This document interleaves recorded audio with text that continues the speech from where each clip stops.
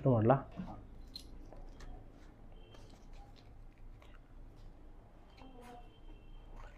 ಎಲ್ರಿಗೂ ನಮಸ್ಕಾರ.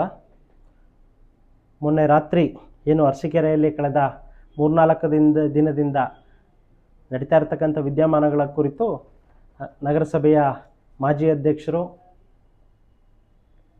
ಜೊತೆಗೆ ಅರಸೀಕೆರೆ ಕ್ಷೇತ್ರದ ಶಾಸಕರಾದ ಸನ್ಮಾನ್ಯ ಶ್ರೀ ಕೆ.ಎಂ. ಶಿವಲಿಂಗೇಗೌಡರ ಪರಮಾಪ್ತರಾದಂತಹ ಸಮೀವುಲ್ಲಾರವರು ಪತ್ರಿಕಾಗೋಷ್ಠಿ ಅಂದರೆ ನಿಮ್ಮನ್ನೆಲ್ಲ ಕರೆದು ಸುದೀರ್ಘವಾಗಿ ಒಂದೆರಡು ವಿಷಯಗಳನ್ನು ಹಂಚ್ಕೊಂಡಿದ್ದಾರೆ. ಅವರು ಇಡೀ ಪತ್ರಿಕಾಗೋಷ್ಠಿಯಲ್ಲಿ ತಮ್ಮ ಬಳಿ ಹಂಚ್ಕೋಬೇಕಾದ್ರೆ ನನ್ನ ಮಗನಿಂದ ತಪ್ಪಾಯಿತು ಅದಕ್ಕೆ ವಿಷಾದ ಕೇಳ್ತೀನಿ ಅಂತ ಎಲ್ಲೂ ಕೇಳಲಿಲ್ಲ.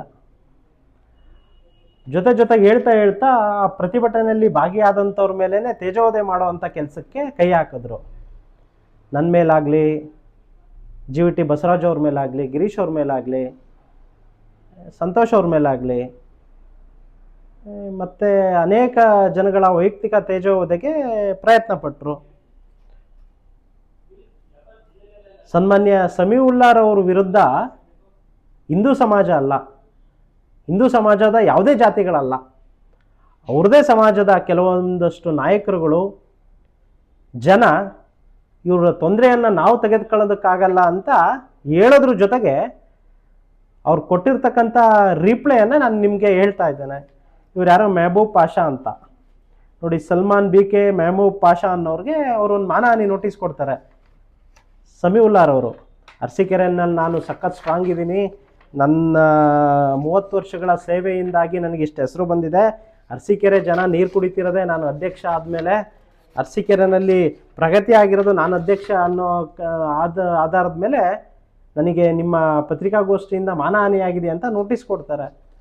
ಆ ಮೆಹಬೂಬ್ ಪಾಷಾ ಅವರು ಅವ್ರದ್ದೇ ಜನಾಂಗದವರು, ಅವ್ರದ್ದೇ ಸಮಾಜದವರು ಹೇಳ್ತಾರೆ, ರಿಪ್ಲೈ ಕೊಡ್ತಾ ಅವ್ರ ವಕೀಲರ ಮೂಲಕ ರಿಪ್ಲೈ ಕೊಡಿಸಿದ್ದಾರೆ.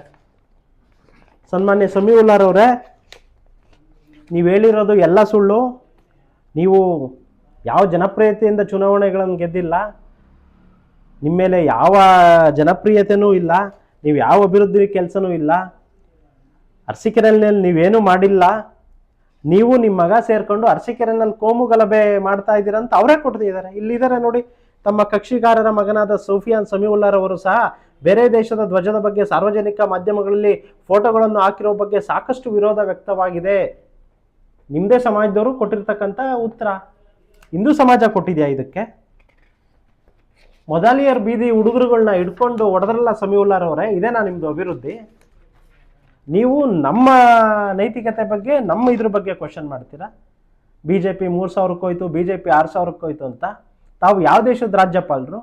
ಮೊನ್ನೆ ನಗರಸಭೆ ಚುನಾವಣೆ ಆದಾಗ ನಾನು CM ಇಬ್ರಾಹಿಂ ಬಣ ಅಂದ್ಕೊಂಡು ಸುಳ್ಳು ಹೇಳ್ಕೊಂಡು ಓಡಾಡಿ ಈಗ ಇಲ್ಲದೇ ಹೇಳ್ತೀರಾ? ಇಡೀ ಪ್ರಕರಣದಲ್ಲಿ ನೀವು ಹೇಳಿದ್ರಿ ನನ್ನ ಮಗ ಏನೂ ತಪ್ಪೇ ಮಾಡಿಲ್ಲ ಅಂತ. ನಿಮ್ಮದೇ ಸಮಾಜದವ್ರು ಕೊಟ್ಟಿದ್ದಾರೆ ನೋಡಿ. ತಮ್ಮ ಕಕ್ಷಿಗಾರ ಅಂದರೆ ಸಮೀವುಲ್ಲಾರವರ ಮಗನಾದ ಸೂಫಿಯಾನ್ ಇವರು ಸಾರ್ವಜನಿಕ ವಲಯದಲ್ಲಿ ಕೋಮು ಗಲಭೆಗೆ ಪ್ರಚೋದನೆ ನೀಡುತ್ತಿರುವ ಕುರಿತು ಅರಸೀಕೆರೆಯ ಸಾರ್ವಜನಿಕರಲ್ಲಿ ಬಹಳ ಚರ್ಚೆಗೆ ಗ್ರಾಸವಾಗಿರುತ್ತದೆ ಅಂತ ನಿಮ್ಮ ಸಮಾಜದ ಜನ ಕೊಟ್ಟಿರೋದು. ಹಿಂದೂ ಸಮಾಜದ ಯಾವುದೇ ಜಾತಿಯ ಜನ ಅಲ್ಲ. ಇವೆಲ್ಲ ಗೊತ್ತಾಗಲ್ವ ಸಮೀವುಲ್ಲಾ? ಈ ನೋಟಿಸ್ನಲ್ಲಿ ಬರೆದಿರ್ತಕ್ಕಂಥ ಹಲವು ವಿಚಾರಗಳನ್ನ ಜನಗಳ ಮುಂದೆ ಹೇಳ ನಾನು, ಏನೇನೇನು ಬರೆದಿದ್ದಾರೆ ಅಂತ, ತಮ್ಮ ಮೇಲೆ ಎಷ್ಟು ಪ್ರಕರಣಗಳು ದಾಖಲಾಗಿದೆ ಅಂತ. ಇದರಲ್ಲಿ ಇನ್ನೂ ಬರಿತಾ ಹೋಗ್ತಾರೆ. ತಮ್ಮ ಕಕ್ಷಿಗಾರರ ಮೇಲೆ ಹೇಳಿದ, ಅವ್ರ ಹೆಸರು ಹೇಳೋಕ್ಕೋಗಲ್ಲ, ಇವರ ಹೆಸರಿನಲ್ಲಿ ಸಾಕಷ್ಟು ಆಸ್ತಿಗಳನ್ನು ಮಾಡಿರುವ ಬಗ್ಗೆ ಹಾಗೂ ಒಬ್ಬರು ಮಹಿಳಾ ನಗರಸಭಾ ಸದಸ್ಯರಿಗೆ ಮೋಸ ಮಾಡಿರುವ ಕುರಿತು ಸಾರ್ವಜನಿಕ ವಲಯದಲ್ಲಿ ಸಾಕಷ್ಟು ಚರ್ಚೆ ಇದೆ ಅಂತ ಅಫಿಷಿಯಲಿ ಬರೆದಿದ್ದಾರಲ್ಲ. ಯಾವ ಸಮಾಜದವ್ರು ಬರೆದಿದ್ದು? ಲಿಂಗಾಯತರು ಬರೆದ್ರಾ? ಬ್ರಾಹ್ಮಣರು ಬರೆದ್ರಾ? ಒಕ್ಕಲಿಗರು ಬರೆದ್ರಾ? ನಿಮ್ಮ ಸಮಾಜದವ್ರು ಬರೆದಿರೋದು ನಿಮ್ಮ ತೊಂದರೆಯನ್ನು, ನಿಮ್ಮ ಟಾರ್ಚರನ್ನು ನಾವು ತಡ್ಕೊಳಕ್ಕಾಗ್ತಾ ಇಲ್ಲ ಅಂತ. ಸಿಕ್ದವ್ರ ಮೇಲೆಲ್ಲ ಮಾನಹಾನಿ ಕೇಸ್ ಆಗ್ತಾ ಇರೋದು ಯಾರು ಸರ್? ನೀವು ನಿಮ್ಮ ಮಗ ಸೇರ್ಕೊಂಡು. ಮೊದಲಿಯರ್ ಬೀದಿ ಹುಡುಗಂಗೆ ಹೊಡೆದಿದ್ದು ಯಾರು? ಯಾವ ಸಮಾಜದವರು? ಮುಸ್ಲಿಂ ಸಮಾಜ ಅಲ್ಲ. ನೀವು ನಿಮ್ಮ ಕುಟುಂಬ ಅರಸೀಕೆರೆನ ಕಬಳಿಕೆ ಮಾಡ್ಕೋಬೇಕು ಅಂತ ಹೊರಟಿದ್ದೀರಲ್ಲ, ಆ ದುರಾಸೆಗೋಸ್ಕರ ನೀವು ಇಡೀ ಜಾತಿಗಳ ಮಧ್ಯೆ ವಿಷ ಬೀಜವನ್ನು ಬಿತ್ತುತ್ತಾ ಇದ್ದೀರಾ. 8 ಪೇಜ್ ಇದೆ ನಿಮ್ಮ ಗುಣಗಾನ ಮಾಡಿರೋ ಅಂಥದ್ದು, 8 ಪೇಜ್ ಇದೆ. ಪ್ರತಿಯೊಂದನ್ನು ಬರೆದಿದ್ದಾರೆ. ನಿಮ್ಮ ಮೇಲೆ ಎಷ್ಟು ಕೇಸ್ ಇದೆ, ಅರಸೀಕೆರೆಯಲ್ಲಿ ನಿಮ್ಮಿಂದ ಎಷ್ಟು ಮನೆಗಳು ಹಾಳಾಗಿದ್ದಾವೆ, ಎಷ್ಟು ಕುಟುಂಬಗಳು ಬೀದಿಗೆ ಬಂದಿದ್ದಾವೆ, ನೀವು ನಗರಸಭೆಯಲ್ಲಿ ಏನೇನು ಮಾಡಿದ್ದೀರಾ ಅಂತಲೂ ಬರೆದಿದ್ದಾರೆ. ಯಾವ ಲೇಔಟಿಗೆ ಎಷ್ಟು ತೊಂದರೆ ಕೊಟ್ಟಿದ್ದೀರಾ. ಈಗ ತಾನೇ ಒಂದು ಪತ್ರಿಕಾಗೋಷ್ಠಿ ಮುಗಿಸ್ಕೊಂಡು ಬಂದೆ. ತಾವೇ ಅಧ್ಯಕ್ಷರಾಗಿದ್ದಾಗ ತಂದಂಥ ಕಾಂಪ್ಯಾಕ್ಟರ್ ವೆಹಿಕಲ್ನ 8 ವರ್ಷ ಯಾಕೆ ತಾವು ನೋಂದಣಿ ಮಾಡಿಸ್ತಿಲ್ಲ? ಶಿವರಾಜು ಒಬ್ಬ RTI ಆಕ್ಟಿವಿಸ್ಟು, RTI ಹಾಕೊಂಡು ಅಧಿಕಾರಿಗಳನ್ನ ಬೆದರಿಸ್ಕೊಂಡು ಮಾಡ್ತಾ ಇದ್ದೇನೆ, ಓಡಾಡ್ತಾ ಇದ್ದೇನೆ ಅಂತ ಹೇಳ್ತಿದ್ದೀರಲ್ಲ, ನೇರವಾಗಿ ಸವಾಲ್ ಆಗ್ತಾ ಇದ್ದೀನಿ. ಯಾವ ಅಧಿಕಾರಿಗಳಿಗೆ ನಾನು ಬೆದರಿಕೆ ಹಾಕಿದ್ದೀನಿ ಕರ್ಕೊಂಬಂದು ಕಂಪ್ಲೇಂಟ್ ಕೊಡಿಸಿ. ನೀವು ನಿಮ್ಮ ಶಾಸಕರು ಪವರ್ಫುಲ್ ಅಲ್ಲ ಕ್ಷೇತ್ರದೊಳಗಡೆ, ಯಾಕೆ ನಿಮಗೆ ಶಕ್ತಿ ಇಲ್ವಾ, ಧೈರ್ಯ ಇಲ್ವಾ? ಕೊಟ್ಟಿದ್ದೀನಿ ಈಗ ಆಲ್ರೆಡಿ 8 ಪೇಜು ನಿಮ್ಮ ಬಗ್ಗೆ ಗುಣಗಾನ ಮಾಡಿದ್ದಾರೆ.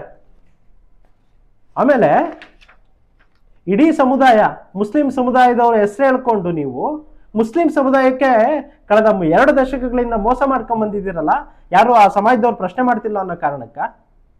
ಇವತ್ತು ಎಷ್ಟು ಜನ ಪಾಪ ಮುಸ್ಲಿಮ್ರಲ್ಲಿ ಬಡವರು ಇದ್ದಾರೆ, ಅವ್ರ ಬಗ್ಗೆ ಏನಾದರೂ ನಿಮಗೆ ಕಾಳಜಿ ಇದೆಯಾ? ಅವ್ರ ಹೆಸರು ಹೇಳ್ಕೊಂಡು 100 ಕೋಟಿ ಆಸ್ತಿ ಮಾಡ್ಕೊಂಡಿದ್ದೀರಲ್ಲ, ನನ್ನ ಬಗ್ಗೆ ವೈಯಕ್ತಿಕವಾಗಿ ಮಾತಾಡ್ತೀರಾ?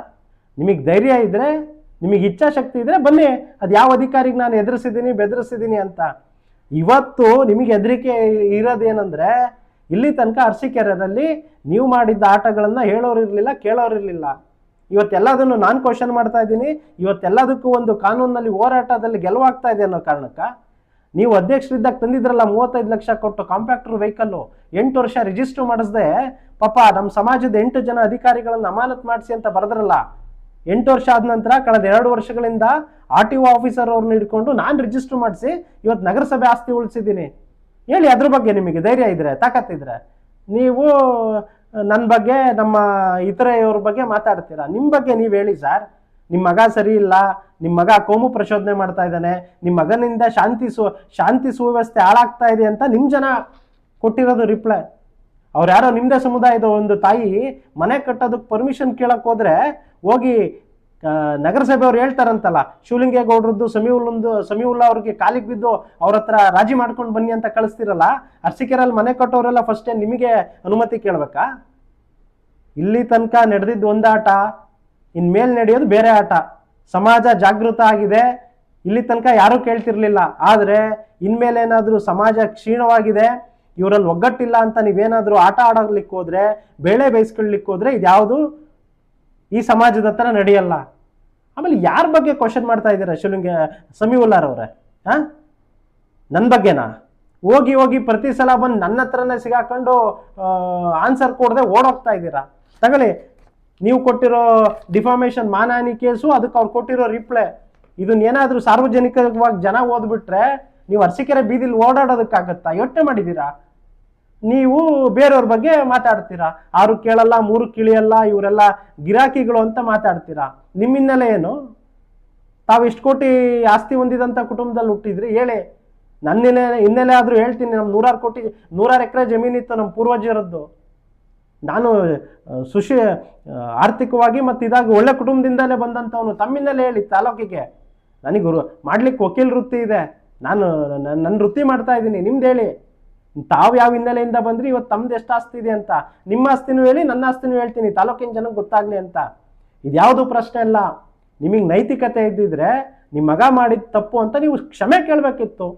ಇಡೀ ಪ್ರೆಸ್ ಮೀಟಲ್ಲಿ ಎಲ್ಲಾದರೂ ಕ್ಷಮೆ ಕೇಳಿದ್ರ ನಿಮ್ಮ ಮಗನ ಸಮರ್ಥನೆ ಮಾಡ್ಕೊಳ್ತಾ ಹೋದ್ರಿ. ಆಯಿತು, ಸಮರ್ಥನೆ ಮಾಡ್ಕೊಂಡ್ರಿ, ನಿಮ್ಮ ಜನ ಕೊಟ್ಟಿದ್ದಾರೆ.